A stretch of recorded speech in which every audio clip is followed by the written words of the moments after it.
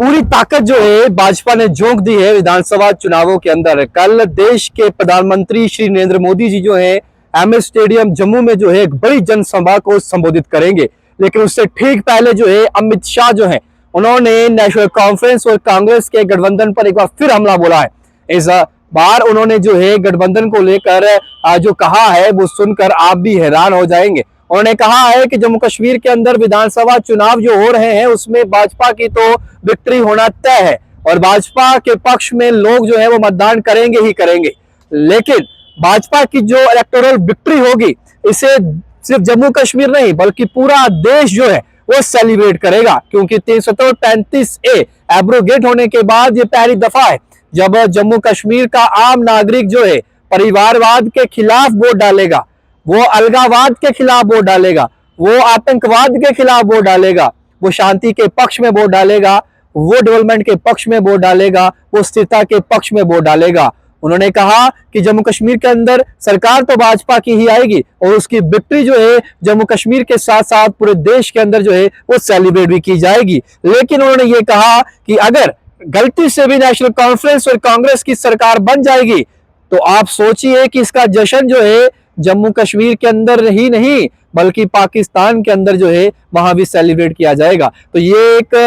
सवाल है जिस तरीके से गठबंधन को लेकर भाजपा जो है लगातार जो है हमला जो है नेशनल कॉन्फ्रेंस और कांग्रेस के अलायंस पर कर रही है। तो अमित शाह जी देश के गृह मंत्री हैं तो वो लगातार आड़े हाथों जो है वो इस गठबंधन को ले रहे हैं। और अब ये कहा गया है कि जिस तरीके से अगर राष्ट्रवाद के पक्ष में वोट डाला जाएगा तो भाजपा की विक्ट्री होगी तो उस विक्ट्री को पूरा देश जो है वो सेलिब्रेट करेगा। लेकिन वही दूसरी ओर अगर गलती से आप लोगों ने परिवारवाद को वोट डाल दिया, इन पार्टियों को वोट डाल दिया जो सत्ता के पक्ष में और सत्ता की भूख के लिए किसी के साथ भी समझौता कर लेते हैं, तो इनकी जीत का जश्न जो है पाकिस्तान की गलियों में भी मनाया जाएगा। तो इसीलिए सोच समझ कर वोट डालिएगा, किसे चुनना है, राष्ट्रवाद को चुनना है कि अलगावाद या फिर आतंकवाद को चुनना है। तय तो आप लोगों ने करना है, लेकिन हमला तेज हो चुका है क्योंकि कुछ ही घंटे बाकी हैं और कुछ ही दिन बाकी हैं। थर्ड फेज के चुनाव होंगे जिसमें मतदान डाला जाएगा 1 तारीख को। उसके बाद तमाम डिस्ट्रिक्ट जो है वहां पर जो है इंतजार किया जाएगा 8 तारीख का कि नतीजा हमारे समक्ष हो और कौन होगा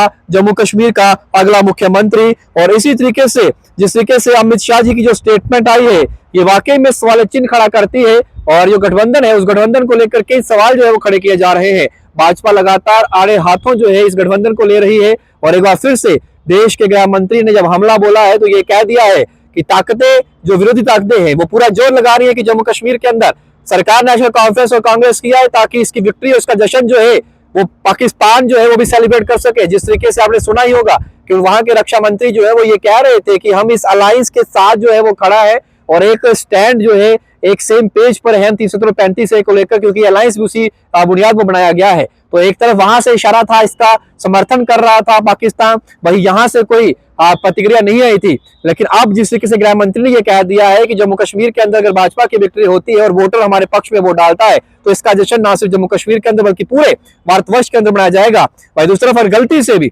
सरकार नेशनल कॉन्फ्रेंस और कांग्रेस की बन गई तो आप सोचिए कि क्या होगा जम्मू कश्मीर का, क्योंकि जश्न जम्मू कश्मीर के साथ साथ पाकिस्तान के अंदर भी मनाया जाएगा। तो के साथ शुभ लंगे बाव एक्सप्रेस के लिए जय हिंद।